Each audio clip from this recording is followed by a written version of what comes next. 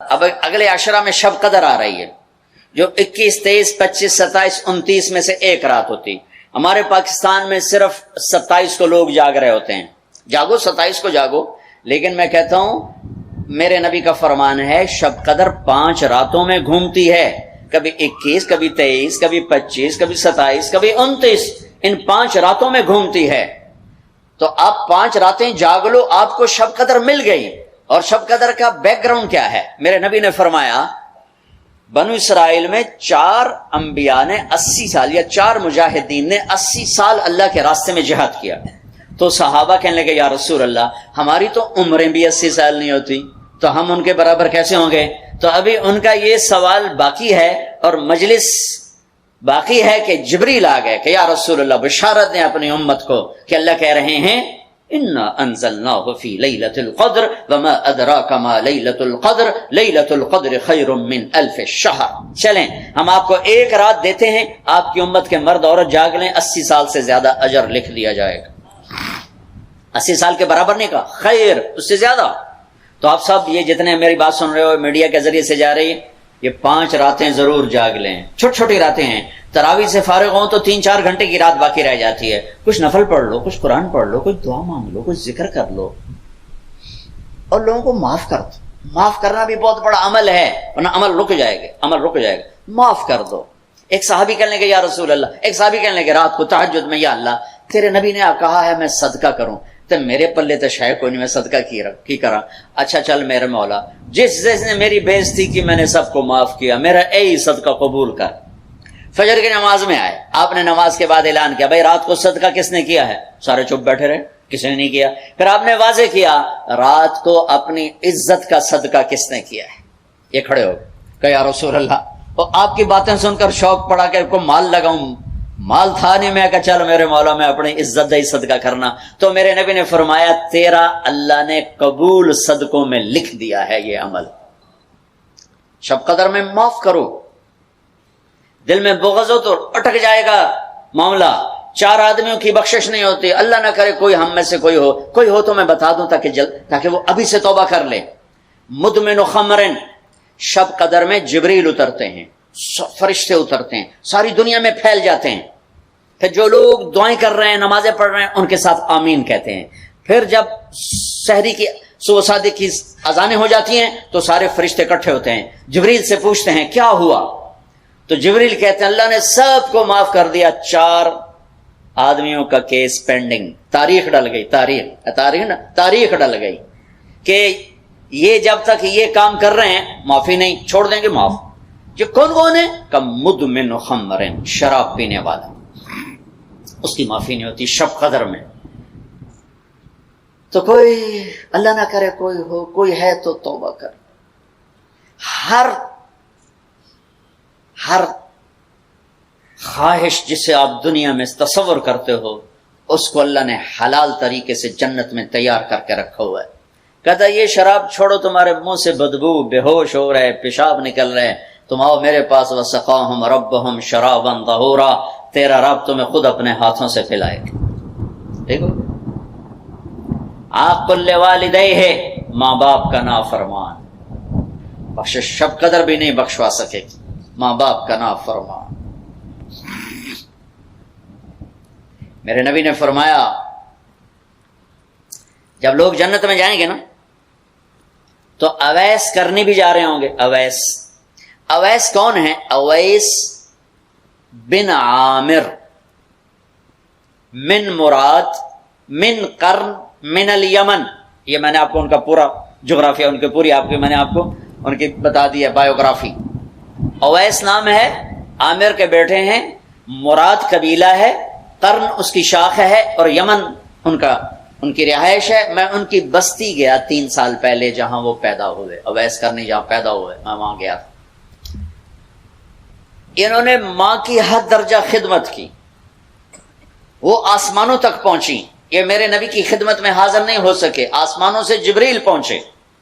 اب جبریل کی بات کو میرے نبی کس طرح، چونکہ اللہ کے نبی دیکھ رہے تھے کہ آئندہ آنے والی نسلیں ماؤں کے ساتھ کیا کریں گی. ہے یا رسول اللہ قیامت کب آئے گی؟ ایک سائل سوال کرتا ہے. آپ نے کہا اللہ کو پتہ کب آئے گی. کہا جی کوئی نشانی تو بتا دیں. کہ جب ماؤں کو ذلیل کریں گی اولادیں تو قیامت آ جائے گی. عمر علی دو عظیم ہستیوں سے کہا جا رہا ہے تمہارے دور میں ایک شخص آئے گا، اس کا نام ہوگا اویس بن عامر، درمیانہ قد، رنگ کالا، ایک سفید داغ جسم پر، جیسے آنکھوں سے دیکھ ہی رہے ہوں گے، آنکھوں سے اللہ نے پردے ہٹا دیے ہوں گے.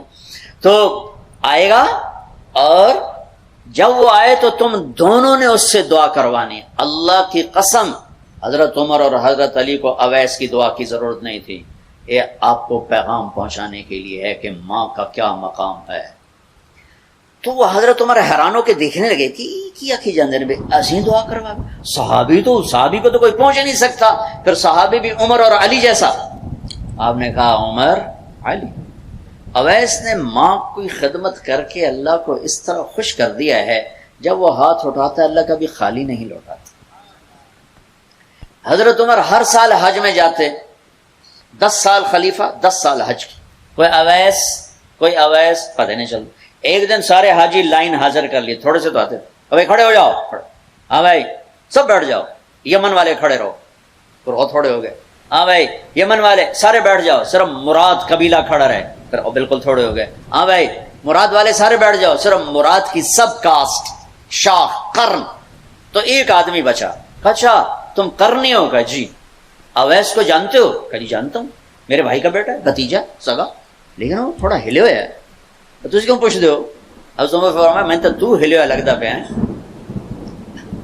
کدھر ہے؟ کہا جی آیا ہوا ہے. کہاں گیا ہے؟ کہا جی وہ ادھر گیا ہے عرفات اونٹ چرانے. آپ علی کو ساتھ لیا اور عرفات کی دوڑ لگا دی. وہاں پہنچے تو دیکھا اویس کرنی درخت کے نیچے نماز پڑھ رہے اور اونٹ چاروں طرف چر رہے. یہ آ کے بیٹھ گئے. انہوں نے محسوس کیا 2 آدمی آگے تو نماز مختصر کر دی، سلام پھیرا. حضرت عمر نے پوچھا کون ہو بھائی؟ کہا جی میں مزدور ہوں. اور کون؟ اسے نہیں خبر یہ کون ہے. تیرا نام کیا ہے؟ کہا میرا نام اللہ کا بندہ. حضرت عمر کہنے لگے سارے ہی اللہ کے بندے، تیری ماں نے تیرا نام کیا رکھا ہے؟ کہا بابا تو کون ہے میرا انٹرویو کرنے والا؟ وہ عجیب سا لگا نا. تو حضرت علی نے کہا اویس یہ امیر المومنین ہے عمر بن خطاب اور میں ہوں علی بن ابی طالب. پھر تو اویس کانپنے لگے.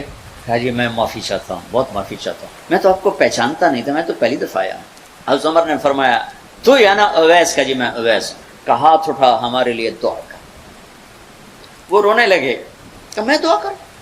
تسی سردار، میں نوکر توڑا، میں دعا کروں؟ کہاں اللہ کے نبی نے فرمایا تھا عمر اور علی جیسی ہستیوں کے لیے اویس کے ہاتھ اٹھوائے گئے. پیچھے جہاد نہیں ہے، تبلیغ نہیں ہے، تصوف نہیں ہے، پیچھے ماں کی خدمت ہے. اب وہ حدیث سناتا ہوں جو پہلے سنا رہا تھا. آپ نے فرمایا لوگ جائیں گے جنت کی طرف، اویس بھی چلیں گے. جب جنت کے دروازے پر پہنچیں گے تو اللہ تعالیٰ فرمائیں گے باقیوں کو جانا دو، اویس کو روک لو. تو اویس پریشان، اے اللہ یہ میں نے وہ احتیاط کیا ہوں روک لیا، یہ کیا ہوا؟ اللہ تعالیٰ فرمائیں گے یہ پیچھے دیکھو.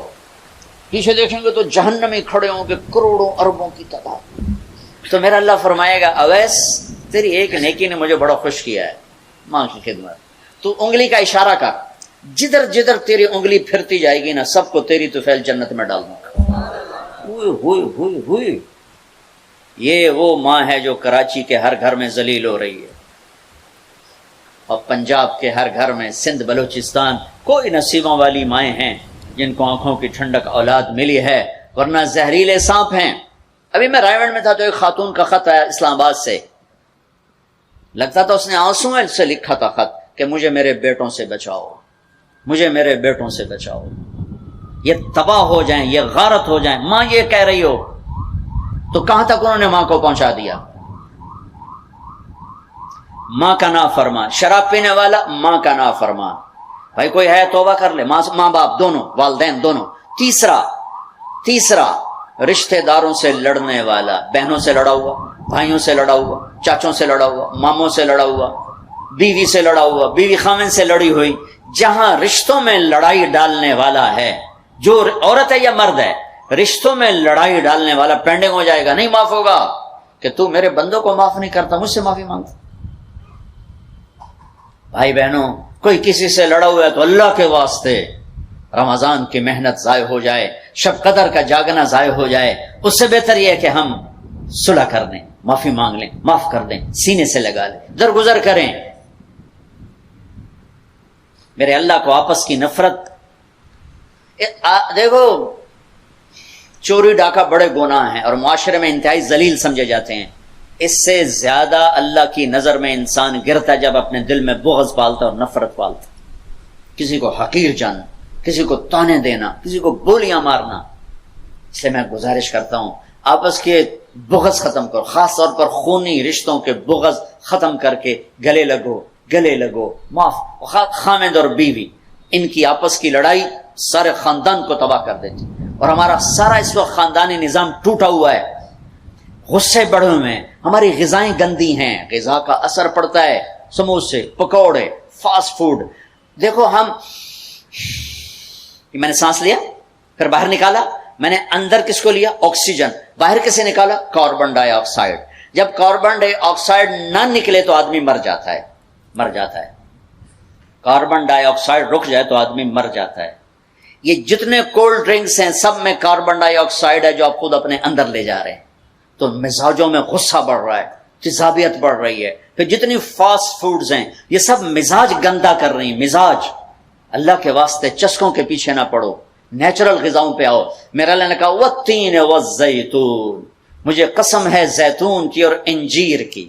کتنا خوبصورت اور مفید پھلوں کی قسم اٹھائی اللہ تعالیٰ نے۔ اللہ نہیں کہہ سکتا تھا مجھے جلیبیوں کی قسم اور مجھے سموسے کی قسم، مجھے پکوڑے کی قسم، چنیوٹیاں دے کنے دی قسم، سارے جہان دے میدے برباد کر دیتے کنے کھوا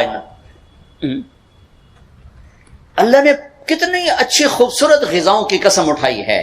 اپنی غذائیں ٹھیک کرو، پھر اپنے رشتوں کو ٹھیک کرو، اپنی حدود قائم کرو۔ ساس سسر نے خامد اور بیوی کو برباد کیا ہوا ہے، اور خامد بیوی نے کہیں خود اپنی نادانی سے ایک دوسرے کو برباد کیا ہوا ہے، کہیں ماں باپ نے مل کر تربیت کے نام پر اولاد کو برباد کیا ہوا ہے۔ ماں باپ ہونے کا غلط فائدہ نہ اٹھاؤ، اپنی اولاد پہ اتنا جبر نہ کرو کہ وہ باغی ہو جائیں، اور تربیت کے نام پر ان پر سختی کرنے سے ریاکشن آئے گا۔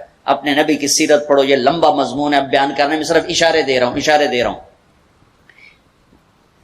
کہ رشتے محبت سے قائم رہتے ہیں، رشتے محبت سے قائم ہوتے ہیں۔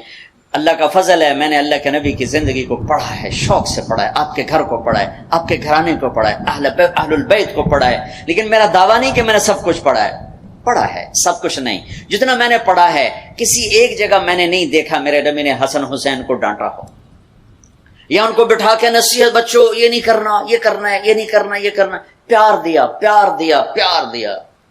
آج کا ماں باپ کیا کرتا ہے؟ 3 سال کا بچہ اسکول پھینک دیتے ہیں اور بچے کے دل میں اپنی نفرت پہلے دن سے بٹھا دیتے ہیں۔ 3 سال کے بچے کو اسکول نہیں چاہیے، ماں کی گود چاہیے، اور آج کی ماں یہ قربانی کرنے کے لیے تیار نہیں۔ وہ گھر میں بھی ہو تو اس کو ٹائم نہیں دیتے، انہوں کارٹون تے باہر چھڑ دی، وہ کارٹون ویک انہوں اما بھی کارٹون نظر آمدی، انہوں ابا بھی کارٹون نظر آمدا ہے، انہوں ہر شاہ کارٹون نظر آمدی۔ یہ ماں باپ کا ظلم ہے اولاد کو کارٹونوں پہ بٹھانا، وہ ٹائم ہی نہیں دینے کے لیے تیار۔ رشتوں کو محبت سے زندہ کرو، چوتھا کون ہے؟ کینہ رکھنے والا۔ کینہ کسے کہتے ہیں؟ کینہ ایک ہے بغض، ایک ہے کینہ۔ بغض کیا ہے؟ کہ مجھے سہیل بھائی سے نفرت ہے، اس کو کہتے ہیں بغض۔ کینہ کیا ہے؟ کہ میں ان کو نقصان پہنچانا چاہتا ہوں، اب اس کو کہتے ہیں کینہ۔ ہمارے پنجاب میں کہتے ہیں کہ میری داڑ ہیٹھ آ جاوے مڑ ویکھیا جے میں کی کرنا، یہ ہمارے پنجاب کا محاورہ ہے۔